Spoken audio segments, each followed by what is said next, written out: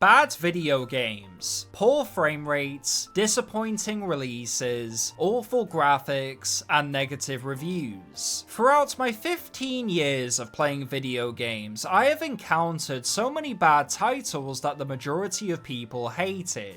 But for one reason or another, this trash that everyone rejected became my most valuable treasure. And today we're going to be ranking 5 of the worst games I enjoyed in a tier list that goes from ultimate, for games that are genuinely so bad they're good, amazing for games that are almost on the next level, epic for games that can be enjoyed sober, and finally mid for games that can be enjoyed after you get 7 or more beer into you. So without wasting any more of your time, just please remember to subscribe if you feel like it. We're nearly at 1,000 subs and it would be really awesome if we could pass that milestone. Let's get into the ranking.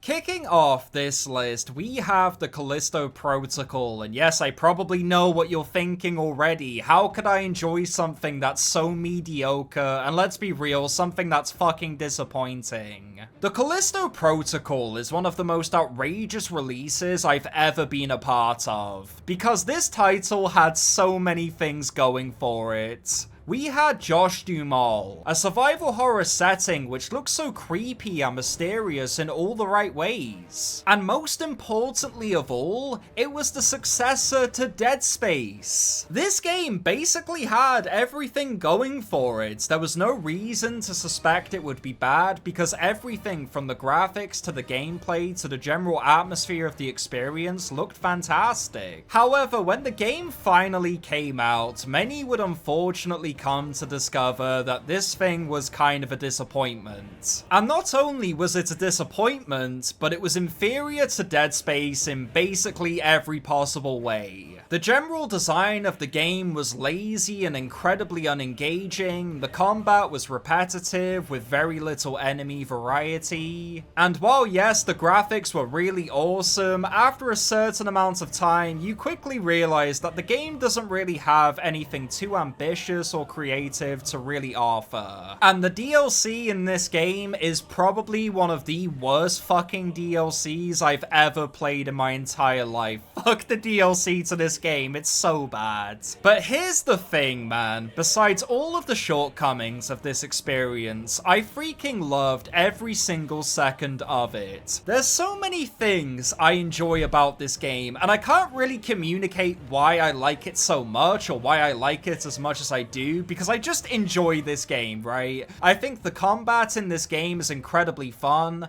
I love how satisfying and crunchy the fucking melee combat is in the Callisto Protocol. Smacking enemies around with my baton of justice was so satisfying, man. And the death animations for Jacob in this game are just so kino, bro. I love them so much. Plus, the visuals of this game, dude, this might be some of the best graphics I've ever seen on my PS5. I think this game looks absolutely fantastic. I think all of the environments are incredibly creative, so cool. I love the way the gore looks, I love the enemy designs, I love basically everything about the way this world looks, and I genuinely believe Black Iron Prison is an iconic location. It's definitely not as iconic as the Ishimura from Dead Space, but it does still stand on its own quite well, and I do personally like it. And before I move on, I just have to say that I absolutely adore the telekinesis glove and the general gunplay in the Callisto Protocol. I mean, the guns here aren't anything ambitious, you're not going to get any cool sci-fi weapons in this game, but the gunplay was satisfying and I did enjoy engaging with it. And the telekinesis glove is just so fun, man. I love grabbing enemies and throwing them into spike walls. That shit seriously never got old. So yeah, in conclusion, the Callisto Protocol isn't exactly anything special. I don't even really think it's a good game. I just personally enjoy it for one reason or another. So for all of those reasons, I'm going to put the Callisto Protocol in Epic.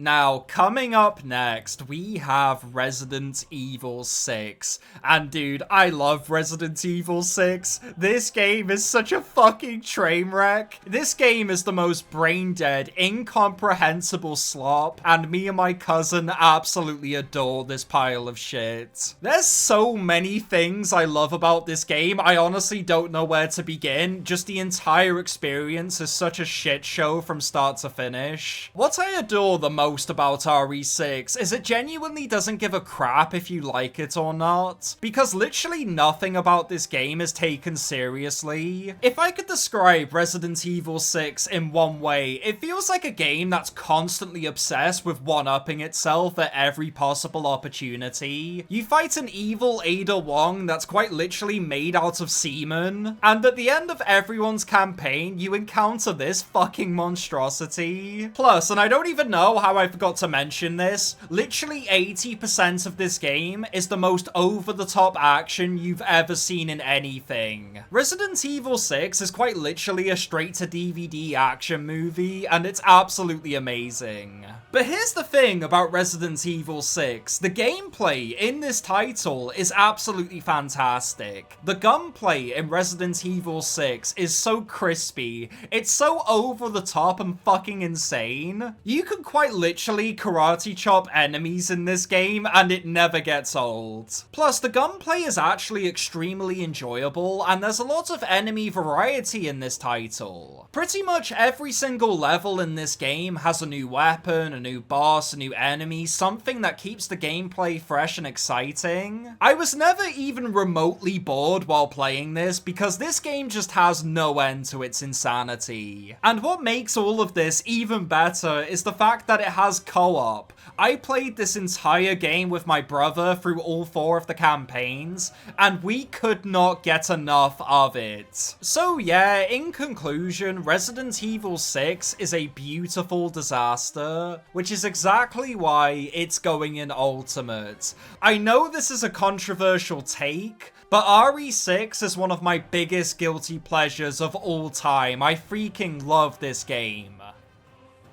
Coming up next, we have Duke Nukem Forever. And dude, let me just tell you right now that this game is trash. It's delicious garbage of the highest tier, and it hasn't held up well in the slightest. Hell, even by 2011 standards, everybody collectively agreed this was a piece of shit. Duke Nukem Forever was in development hell for well over a decade, and when it finally released, not only were the textures really low res and shitty, not only did the game crash constantly, have bad pop-in and inconsistent frame rates, but many were mainly disappointed because it just didn't play like Duke Nukem.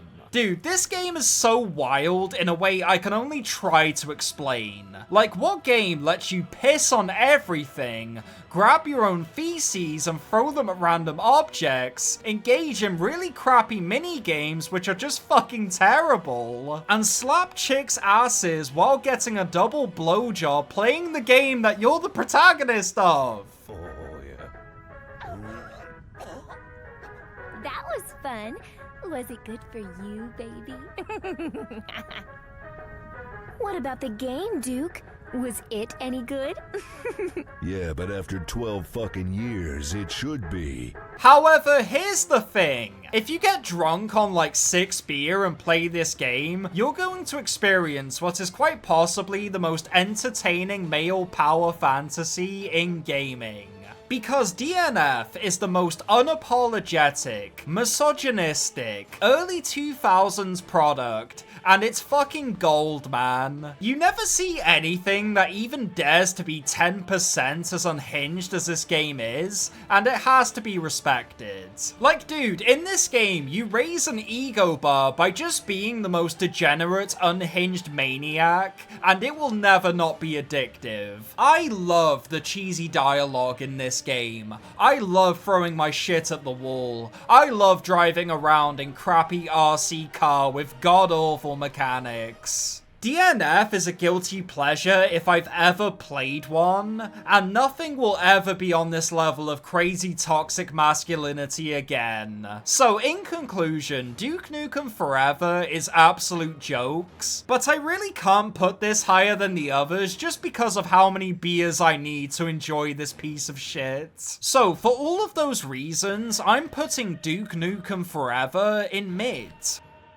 Now, coming up next, we have a game which I genuinely believe is amazing. We have a game that is without question one of the greatest, most addictive, most enjoyable experiences I've ever embarked on, because Dark Souls 2 is special. This game has so many enjoyable qualities. It has a great art style, fantastic music, and countless build options which other FromSoft games don't offer. I love the dungeons in DS2. The lore is incredible and the general theme of the game is so fantastic. When I play this game, I become immersed and truly invested in a way none of the other Soulsborne games really come close to. Dark Souls 2 changed so much about this series and really improved on countless areas from the original. The combat is less clunky, its health regen options are more vast with so many more ways to conserve and save your resources. There's so much more variety in its enemies, the bosses, and general pacing of the world.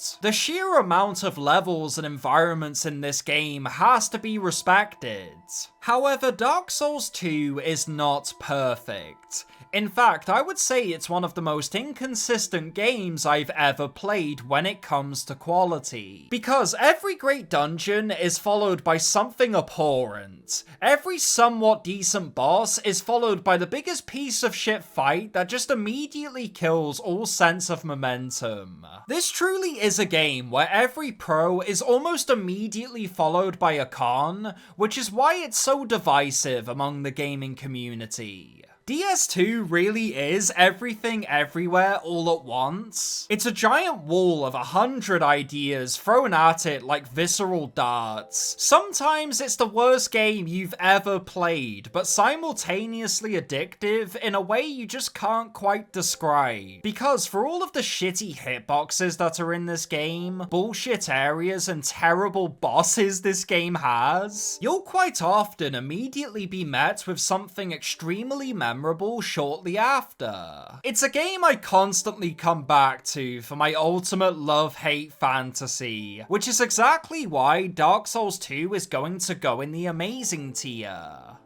Now, finishing this list, we have Marvels Avengers. This game really is one of those disasters where everything was wrong from the get-go, because instead of getting a genuinely good Avengers game with a decent story, great gameplay, and a passion to bring Earth's mightiest heroes into AAA, we instead get something far more sinister and abominable, because Marvel's Square Enix's Avengers is a half-assed live-service abomination. In fact, this game was so bad, they took it off the fucking shelves. You can't even buy this shit anymore. However, besides everything I just said, I do honestly believe if you ignore the post-game content and just focus on the story, that there is genuine fun to be had here. Because Marvel's Avengers is mostly competent in terms of gameplay. For example, playing as each member of the Avengers feels incredibly fun and distinct with so much variety available in playstyles.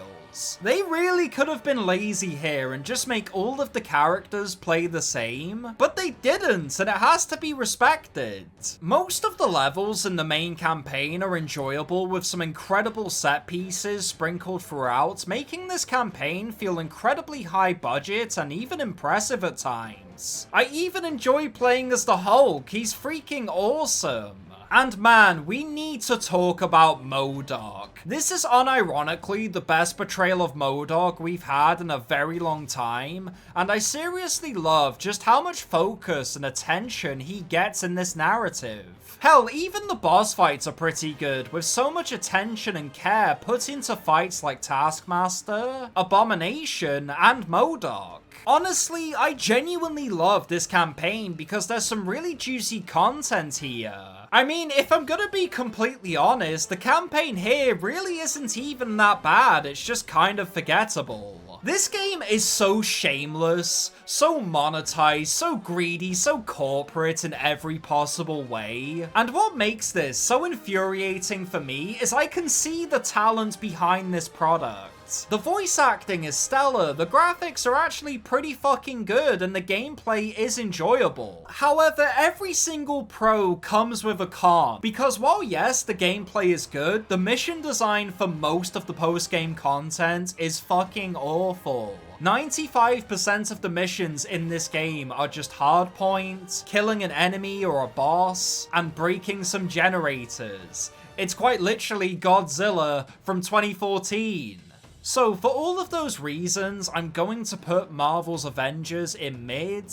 It's the most competent game on this entire list, but it's easily the most soulless. Thank you for sticking through this entire video, man. I really appreciate it. Now, let me just say this right now. I have a huge headache. I have a migraine. I don't know what the fuck's going on upstairs, but I'm in a lot of pain. Making this video was incredibly difficult. Recording it was an absolute nightmare, and it led to a lot of scorn and hatred. So if you could support this video by leaving a like, comment, subscribe, all helps me out in the algorithm, and hopefully it'll lead to more people seeing the content. Anyways, have a wonderful day, take care of yourself, and I'll see you in a couple days with the next upload. Take care.